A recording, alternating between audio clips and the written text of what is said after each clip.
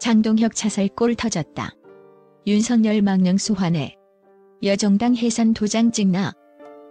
치명적인 독초를 심다. 장동혁 정치적 금기어 윤석열 망령 소환 참사. 여당 스스로 무덤 판역적 맹공 퍼붓다. 2025년 가을 대한민국의 정치판이 한순간에 광기와 분노로 폭발했다. 야권의 차세대 주자로 불리던 장동혁 의원이 던진 단 하나의 발언이 그가 속한 정당의 명운을 위협하는 치명적인 자살골로 둔갑했기 때문이다. 그는 현 정권의 핵심을 공격하려 윤석열 망령이라는 정치적 금기어를 소환했으나 이 공격은 아군 진영에 떨어지는 파국적인 부메랑이 되어 돌아왔다. 사태의 심각성에 직면한 여당은 이 기회를 놓치지 않고 맹렬한 공세를 퍼부으며 장동혁이 스스로 정당 해산의 도장을 찍고 있다는 극한의 비난을 쏟아냈다. 이 기사는 장동혁 의원의 실현 파동이 왜 단순한 해프닝을 넘어섰는지, 그리고 이 치명적인 블런더가 한국 정치 지형에 가져올 파국적 여파를 심층적으로 분석한다. 윤석열 망령의 저주 장동혁 정치적 금기어를 소환하다. 장동혁 의원의 자살골은 지난 주말 당원들을 대상으로 한 비공개 강연에서 터져나왔다. 그는 강연 도중 현 정부의 국정 운영 기조를 비판하며 목소리를 높였다. 그는 현재의 국정 운영은 살아있는 대통령의 통치가 아니라 이미 지나간 윤석열 망령에 사로잡혀 과거로 퇴행하고 있는 것이라고 맹렬히 비난했다. 이 발언은 현 정권의 구태와 고집을 비판하려는 의도였으나 그가 사용한 망령이라는 단어는 너무나도 자극적이고 정치적 오해의 여지가 다분했다. 단어의 살인 왜 망령이 치명적이었나? 정치 평론가들은 망령이라는 단어가 정치적 사망 선고를 암시하며 야권 전체의 전략적 의도를 왜곡시킬 수 있는 가장 치명적인 단어였다고 입을 모은다. 그의 발언은 순식간에 녹취되어 여당으로 흘러들어갔다.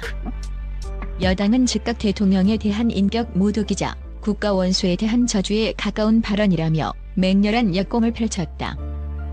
장동혁 의원은 현 정부의 실패를 강조하려 했으나 오히려 자신의 발언으로 인해 야권 전체가 극단적인 언어폭력 집단으로 낙인 찍히는 결과를 초래했다. 그의 공격은 현 정권을 향한 것이었지만 그가 찌른 칼은 가장 먼저 아군의 심장을 겨냥했다.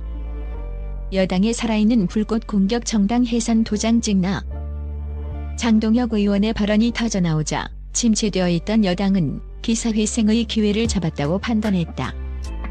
여당 대변인은 긴급 기자회견을 열어 장동혁 의원은 지금 자신의 정당에 정당 해산의 도장을 찍고 있다는 충격적인 논평을 발표했다. 여당 역풍을 이용한 극한 전략. 여당의 전략은 치밀했다. 그들은 장동혁 개인의 발언을 야권 전체에 공통된 정서로 포장하는 데 주력했다. 프레임 전환 논란의 초점을 정부의 국정 운영 실패에서 야권의 극단적인 태도로 완전히 돌려놓았다. 여당은 정부 비판을 넘어선 무분별한 인격살인이라고 규정하며 야권의 도덕적 결함을 공격하는 데 성공했다.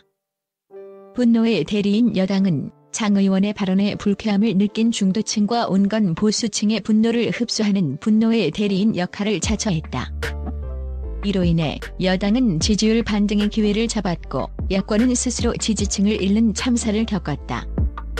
정당 해산 경고 여당 지도부는 이러한 극단적이고 위험천만한 언어 사용은 헌법 가치를 훼손하는 행위이며 민주주의의 근간을 위협한다고 경고하며 정당 해산이라는 정치적 사형 선고에 가까운 극한의 경고를 날렸다. 이는 야권 전체를 심리적으로 위축시키고 내부 분열을 유도하려는 고도의 심리전이었다. 여당의 맹렬한 공세는 장 의원의 발언이 가진 파괴력을 10배 이상 증폭시켰고 야권 전체는 순식간에 수세에 몰리며 방어하기 급급한 상황에 처했다. 야권, 걷잡을 수 없는 내부 붕괴와 징계론. 장동혁 의원의 자살골은 외부의 공격보다 더 무서운 내부 붕괴를 초래했다. 야권 내부에서는 비상한 분위기가 감돌았다.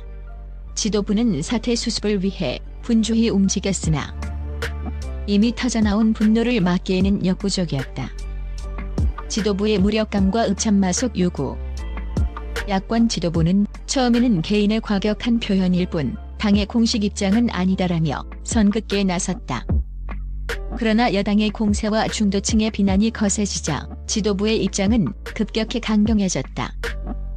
당내 온건파 의원들은 장동혁의 발언은 당의 전략을 완전히 망쳤다. 우리는 국민에게 사과하고 그를 즉각 징계해야 한다며 읍참마속을 요구했다. 친명 vs 비명의 재점화.